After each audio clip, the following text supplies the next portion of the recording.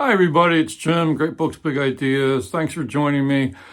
This is going to be a small book haul video. So I was just in a book browsing mood the other day, yesterday I think it was, yeah.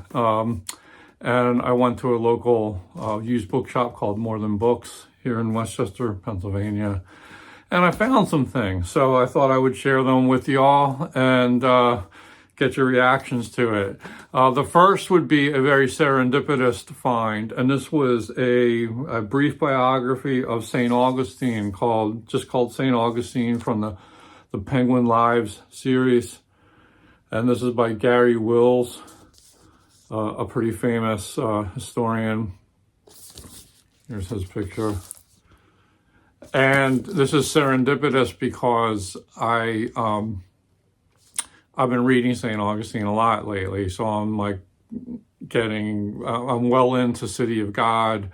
I'm reading the Confessions, rereading it, and so he's been on my mind a lot, so it was really nice to stumble into this. I actually finished this morning. It only took me like two days to read it. I'll have more to say about it in my next reading update. So that's pretty cool. Brief biography. And then I found this, I couldn't pass it up. It's a special collector's edition of Mad magazine. And this is Mad spoofs Star Wars and other sci-fi movies. I just couldn't pass that up. And so this is, kind of like a compilation of different things.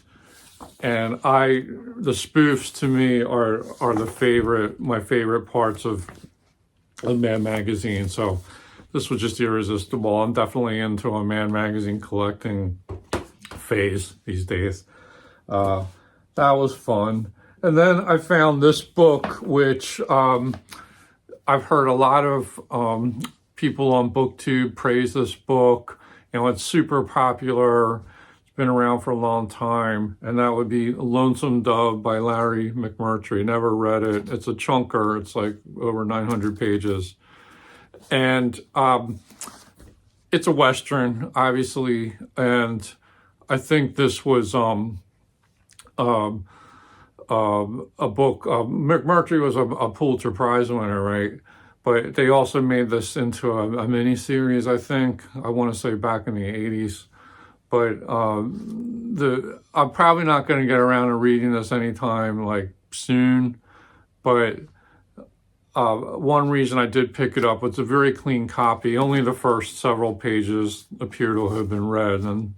But I really got this not only because of some of the BookTube praise I've seen out there, but also my dad liked this book.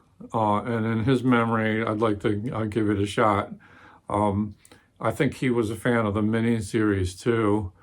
I'm pretty sure he both read it and watched it. It's been a long, long time, but we'll see. The jury's out as to whether I'll like it or not.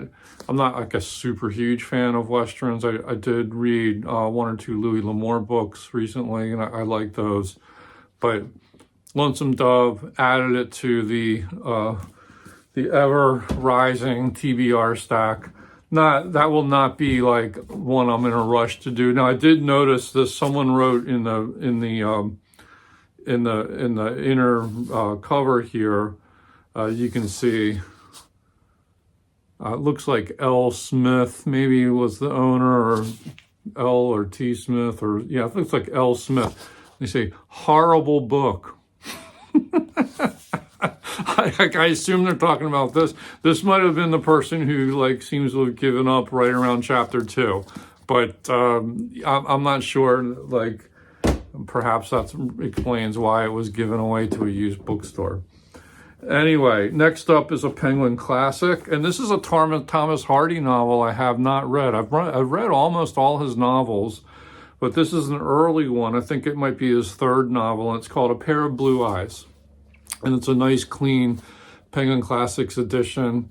And I'll read you a little bit what this is about. When Stephen Smith, a young architect, comes to work in a West Country parish, Elfried Swancourt falls in love with him as much for the air of mystery that surrounds him as for his lovely face. Even when she is told the disappointing truth about his origins, she is determined to remain true to him, but her father's objections to the match and the arrival of the intellectually superior Henry Knight soon threaten to displace Elfried's love for Stephen, and she also finds herself facing a heartbreaking condemnation of her own past. In A Pair of Blue Eyes, Thomas Hardy weaves a compelling tale of love and deceit, movingly depicting a world in which an impulsive young woman is punished for former indiscretions rather than rewarded for her capacity to love. Introduction by Pamela Dalziel. She discusses issues of class and sexuality, contemporary responses to the novel, and the fascinating parallels between the characters and Hardy's life. So that is a Hardy book. I love Thomas Hardy's novels. I didn't like his books as a young person. I remember they force-fed us The Return of the Native in 11th grade, and I didn't even finish it. I was just I just struggled with it. I wasn't ready for it.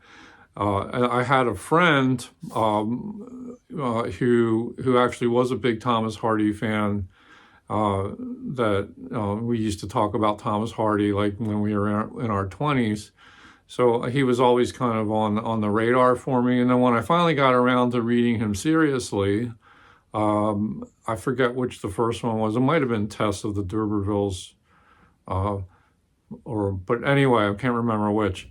But anyway, I really fell for Thomas Hardy hard and read practically all of his novels. And some of his novels are like up there among my favorites now. So I finally got it. And I even went back to The Return of the Native and read that properly and loved that book too. So odds are I'm going to like this. We'll see. But that's Thomas Hardy. And then I found two, these are my last book haul books, two paperbacks, trade paperbacks, NYRB classics. And the first is called Envy by Yuri Olesha or Olesha, a Russian author. Don't know anything about this author, but I have to admit that I love the cover designs of these NYRB classics. They always pop for me when I see them in the bookstore, and then I pick them up and examine them and decide whether I'm going to get it. So let me read you the blurb on the back cover for this one, and let me know if you are familiar with this author. So anyway, one of the delights of Russian literature, a tour de force that has been compared to the best of Nabokov and Bulgakov, Yuri Olesha's novella Envy brings together cutting social satire, slapstick humor, and a wild visionary streak. Andrei is a model Soviet citizen, a swaggeringly self-satisfied mogul of the food industry who intends to revolutionize modern life with mass-produced sausage. Yeah, okay. Nikolai is a loser, finding him drunk in the gutter. Andrei gives him a bed for the night and a job as a gopher. Nikolai takes what he can, but that doesn't mean he's grateful. Griping, sulking, grovelingly abject, he despises everything Andrei believes in, even if he envies him his every breath. This sounds like a good comic formula to me. Producer and sponger, insider and outcast, master and man fight back and forth in the pages of Olesha's anarchic comedy. It is a contest of wills in which nothing is sure except the incorrigible human heart.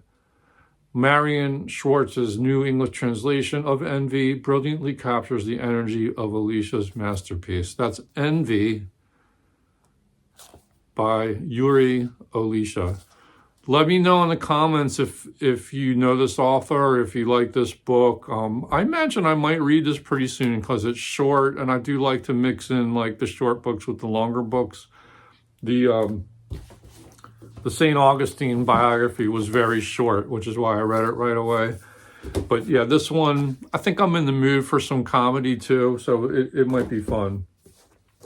And then last but not least, we have another NYRB classic, and that is Augustus by John Williams. I was really excited to find this. It was a winner of the National Book Award. Now, John Williams is most famous these days for his novel Stoner, which I absolutely love that book. Very, very, very sad book.